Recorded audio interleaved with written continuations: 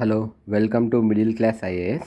Previous వీడియోస్లో మనం text book in Geography for class 7th ఏం చెప్తుందో తెలుసుకున్నాం కదా.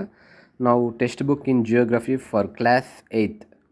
ఈ 8th క్లాస్ టెక్స్ట్ బుక్లో ఎటువంటి ఇష్యూస్ ఉన్నాయి గురించి మనం ఇప్పుడు డిస్కస్ చేద్దాం. So title of the book వచ్చి resources and development.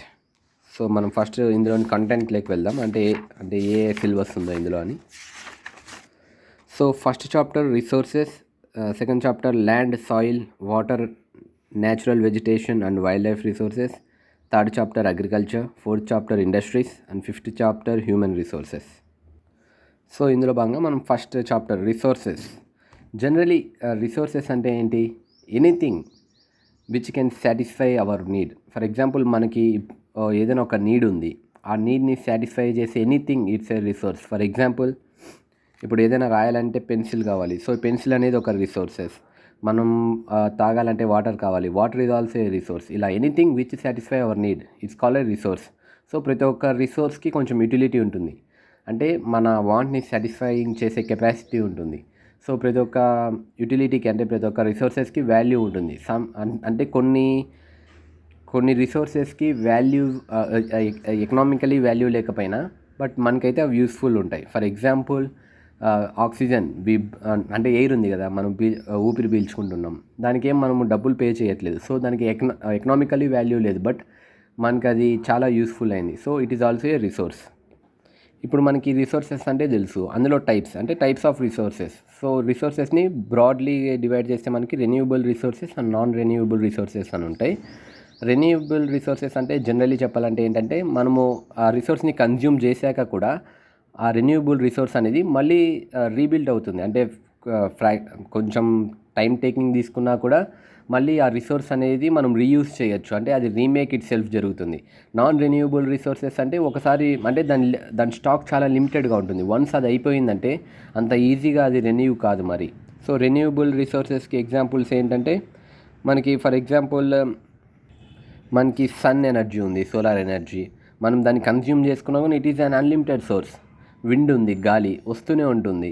So it's un renewable source, అంటే వాటి స్టాక్ చాలా అన్లిమిటెడ్గా ఉంటుంది. But water is also renewable sources, but కానీ మనం కొన్ని జాగ్రత్తలు తీసుకోకపోతే అది కూడా నాన్ రెన్యూవబుల్ రిసోర్స్ అయ్యే ఛాన్సెస్ ఉన్నాయి.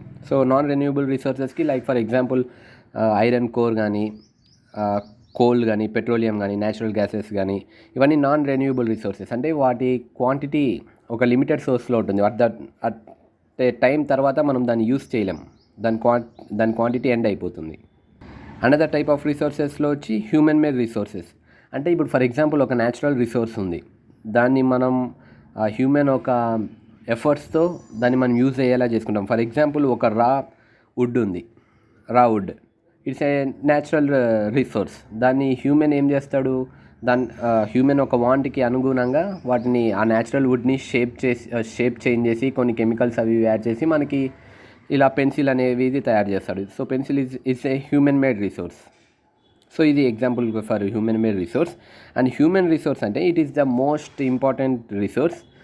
ఎందుకంటే ఫస్ట్ ఫర్ ఎగ్జాంపుల్ ఇప్పుడు హ్యూమన్ ఉన్నాడు, హ్యూమన్ ఒక తన ఎడ్యుకేషన్, తన ఇంటెలిజెన్స్, తన ఐడియాస్తో ఏ సబ్స్టాన్స్నైనా రిసోర్సెస్గా చేంజ్ చేసే కెపాసిటీ ఉంది. అలాగే ఆ రిసోర్సెస్ని తనకు అనుగుణంగా మార్చుకునే కెపాసిటీ అనేది హ్యూమన్కి ఉంది. So human is very greatest resource అని ఈ బుక్లో మనకు చెప్తున్నారు.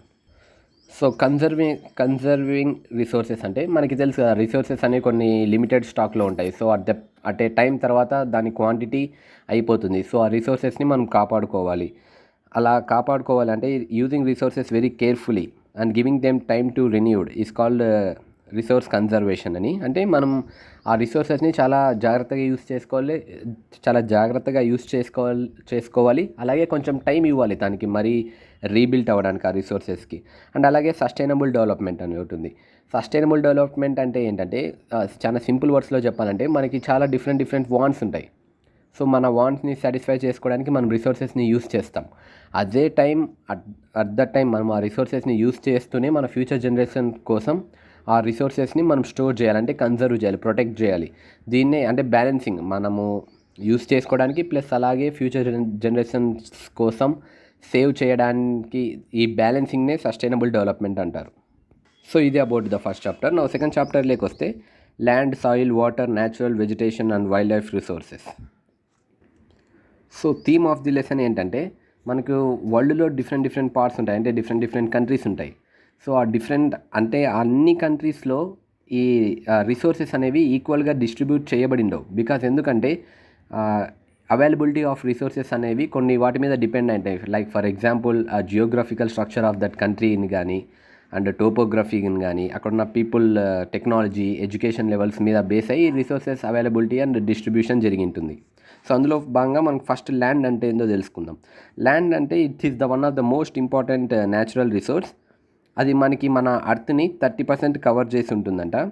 అంటే ల్యాండ్ మనము ఇప్పుడు ఉన్నది కాంటినెంట్స్ కానీ, కాంటినెంట్స్లో మరీ మొత్తం పర్సంటేజ్ అనేది మనుషులు నివసించడానికి ఉపయోగపడదు. ఫర్ ఎగ్జాంపుల్ కొన్ని మౌంటైన్స్ కానీ, డెజర్ట్స్ కానీ, చాలా స్టీప్ స్లోప్స్ ఉన్న మౌంటైన్స్ కానీ వీటిలో ప్రజలు హ్యాబిటేట్ అయ్యేకి ఉండదు.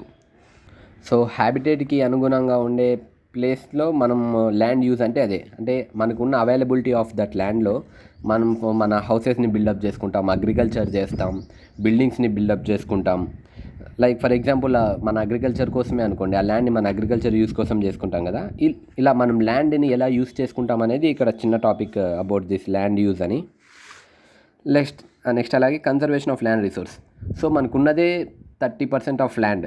సో ఆ ల్యాండ్ని కూడా మనకి పాపులేషన్ ఎక్కువ పెరగడంతో, కమర్షియలైజేషన్ ఎక్కువ కావడంతో ఫారెస్ట్ అన్నిటినీ క్లియర్ చేసుకుంటూ ఆ ల్యాండ్ ఎక్కువ కన్జ్యూమ్ చేసేస్తున్నాం బికాస్ ఆఫ్ హెవీ పాపులేషన్ వల్ల.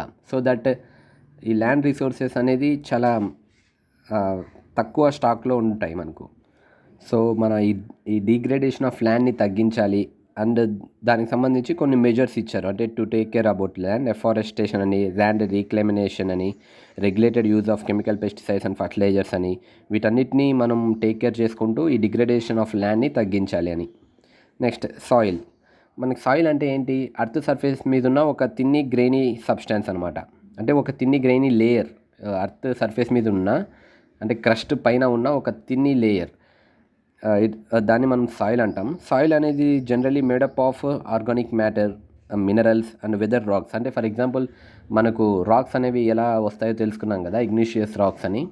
సో ఆ రాక్స్ అన్ని వెదరింగ్ చేసుకుంటూ, అంటే చిన్న సబ్స్టాన్స్గా బ్రేక్ అవుతుంటాయి, చిన్న పార్టికల్స్గా బ్రేక్ అవుతుంటాయి. ఆ చిన్న పార్టికల్స్లో చాలా మినరల్స్ ఉంటాయి అండ్ ఆర్గానిక్ మ్యాటర్. సో వీటన్నిటిని కంబైన్ చేసుకొని మనం దాన్ని సాయిల్ అంటాం. సో ఆ మినరల్స్ని అండ్ ఆర్గానిక్ మ్యాటర్ని కరెక్ట్గా మనము కరెక్ట్ పర్సంటేజ్లో మిక్స్ చేస్తే ఆ సాయిల్ ఫర్టిలిటీ అనేది వస్తుంది. అంటే for example more minerals and organic matter బాగుందనుకో, సాయిల్ ఈజ్ మోర్ ఫర్టైల్ ఇలా. అండ్ ఇక్కడ ఫ్యాక్టర్స్ ఎఫెక్టింగ్ ది సాయిల్ అని ఉంటాయి. లైక్ ఫర్ ఎగ్జాంపుల్ మనం మాట్లాడుకున్నట్లు సాయిల్ అనేది దేని మీద డిపెండ్ అయి ఉంటుంది? Parent rock. అంటే ఆ పేరెంట్ రాక్ అనేది ఆ సాయిల్కి కలర్ కానీ, టెక్స్చర్ కానీ, కెమికల్ ప్రాపర్టీస్ కానీ, మినరల్స్ కానీ ఇస్తుంది. అలాగే క్లైమేట్ మీద డిపెండ్ అయి ఉంటుంది. ఫర్ ఎగ్జాంపుల్ టెంపరేచర్, రెయిన్ఫాల్ అనేది weathering of rocks and humus ఫార్మేషన్కి యూస్ఫుల్ అవుతుంది. సో ఇలా కొన్ని ఫ్యాక్టర్స్ ఉన్నాయి that affects the soil formation. Now ఈ డిగ్రేడేషన్ ఆఫ్ సాయిల్ అంటే ఈ సాయిల్ అనేది చాలా లైక్ ఎరోట్ అయిపోతుంది. ఫర్ ఎగ్జాంపుల్ ఏంటంటే ఇప్పుడు సాయిల్లో మనకి different types of minerals and sediments ఉంటాయి కదా, ఆర్గానిక్ మ్యాటర్ అండ్ మినరల్స్ ఉంటాయి. లైక్ ఫర్ ఎగ్జాంపుల్ ఏమన్నా వాటర్ ఫ్లో అయినప్పుడు కానీ, లేకపోతే విండ్ చాలా హెవీగా గాలి వచ్చినప్పుడు కానీ ఆ చిన్న పార్టికల్స్ అనేవి ఎరోట్ అయిపోతాయి. అంటే ఫర్ ఎగ్జాంపుల్ ఆ సాయిల్లో ఉన్న మినరల్స్ ఇవన్నీ అంటే ఇలా వాటర్ కొట్టుకొని వచ్చినప్పుడు అవి ఆ వాటర్తో పాటు మూవ్ అయిపోతాయి. సో అప్పుడు ఏమవుతుంది, అక్కడ ఆ ఏరియాలో ఉన్న సాయిల్ ఫర్టిలిటీ అనేది తగ్గిపోతుంది. సో అలా తగ్గకోకుండా ఆ ఏరియాలో ఉండే ఆ సాయిల్ ఫర్టిలిటీని అలాగే మెయింటైన్ చేయాలి. బికాస్ ఆఫ్ దట్ మరీ ఎక్కువ రన్ ఆఫ్ అయిపోతాయి, అంటే ఆ మినరల్స్ అన్నీ వెళ్ళిపోతే ఆ సాయిల్ ఫర్టిలిటీ తగ్గిపోతుంది. సో దట్ అక్కడ ఉన్న అగ్రికల్చర్ వీటన్నిటికీ ఉపయోగపడదు. సో అందుకు ఇక్కడ కొన్ని మెజర్స్ ఇచ్చారు. ఆ మెజర్స్ ద్వారా మనం సాయిల్ని ఫర్టైల్గా ఉంచవచ్చు, ఆ సాయిల్ని మాయిశ్చర్గా ఉంచవచ్చు అని.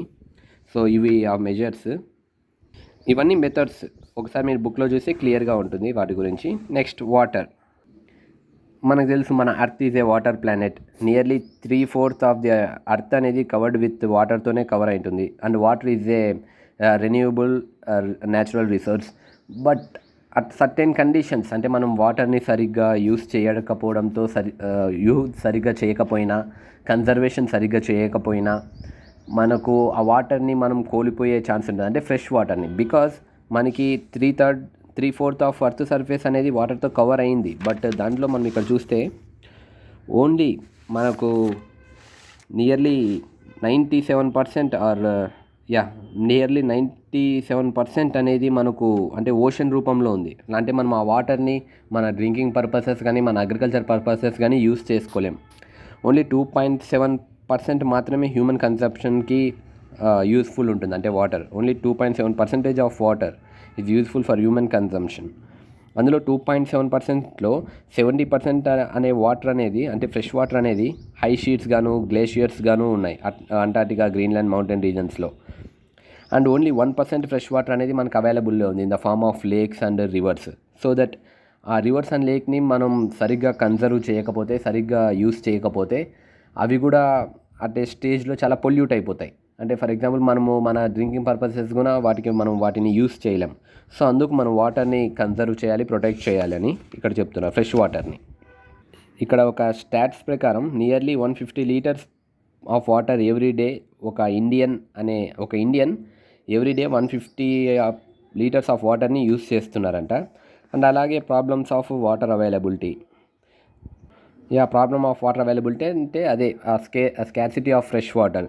నియర్లీ మనకి ఇక్కడ ఆఫ్రికాలో కానీ, వెస్ట్ ఏషియాలో కానీ, సౌత్ ఏషియాలో కానీ, వెస్టర్న్ పార్ట్స్ ఆఫ్ యూఎస్ఏలో కానీ వాటర్ అవైలబిలిటీ అనేది చాలా తక్కువ ఉంది, చాలా షార్టేజ్ ఇన్ ఫ్రెష్ వాటర్ ఉంది. సో మనము కన్జర్వేషన్ అంటే వాటర్ రిసోర్సెస్ని కన్జర్వ్ చేయాలి అని ఇక్కడ చెప్తున్నారు. ఇక్కడ కొన్ని మెజర్స్ ఇచ్చారు, అంటే వాటర్ని ఎలా కన్జర్వేషన్ చేయాలో. మెయిన్లీ ఇక్కడ ఏమవుతుందంటే ఫ్రెష్ వాటర్ రివర్స్ ఉన్నాయి. లైక్ ఫర్ ఎగ్జాంపుల్ ఇక్కడ ఒక పిక్ చూస్తే రివర్ యమునా. ఈ యమునా రివర్ అనేది చాలా పొల్యూట్ అవుతుందంట due to the industrial waste అనేది అందులో కలుపుతున్నారు కదా. సో మెజర్ కిందకు వస్తే ఏంటంటే ఆ ఇండస్ట్రియల్ వేస్ట్ని సరిగ్గా ట్రీట్ చేయాలి. అంటే ఆ వేస్ట్ని వాటర్లో కలిపినా కూడా ఆ ఎక్కువ డ్యామేజ్ జరగకోకుండా ఆ వేస్ట్ని ట్రీట్ చేయాలి. అలాగే కొంచెం వాటర్ తక్కువ ఉన్న ఏరియాస్లో డ్రిప్ ఇరిగేషన్ ఇలాంటి మెథడ్స్ని మనం ఫాలో అవ్వాలి అని చెప్తున్నారు. Here natural vegetation and wild life.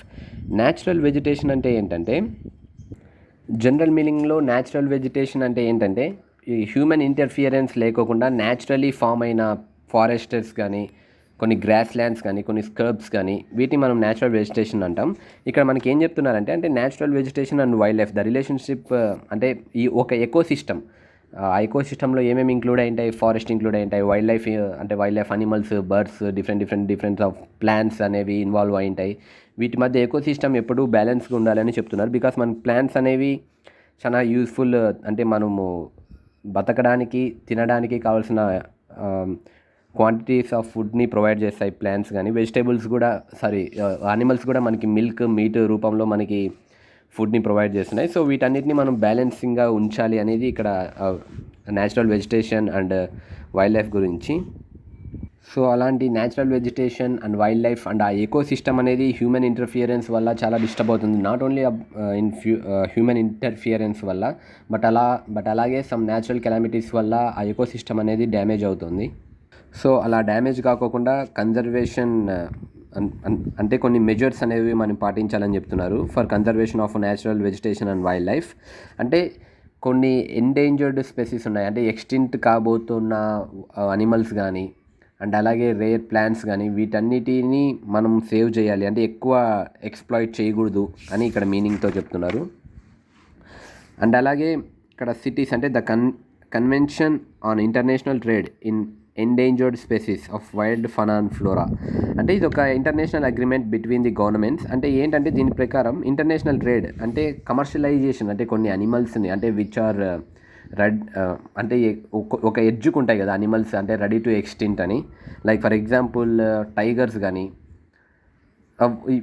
ఈ స్పెసీస్ ఎలా అంటే ఎక్స్టింక్ట్ అవ్వడానికి చాలా దగ్గరలో ఉన్నాయి. సో వీటి మీద ట్రేడ్ చేయకూడదు, అంటే కిల్లింగ్ కానీ and trade of these animals అనేది దాని మీద ఇల్లీగల్ కేసెస్ పడతాయని ఈ ఆర్గనైజేషన్ ఫామ్ చేశారు.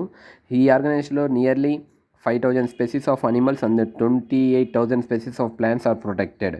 అంటే వీటి మీద రిస్ట్రిక్షన్స్ ఉంటాయి, చంపకూడదు, ట్రేడ్ చేయకూడదు అని. So this about this lesson.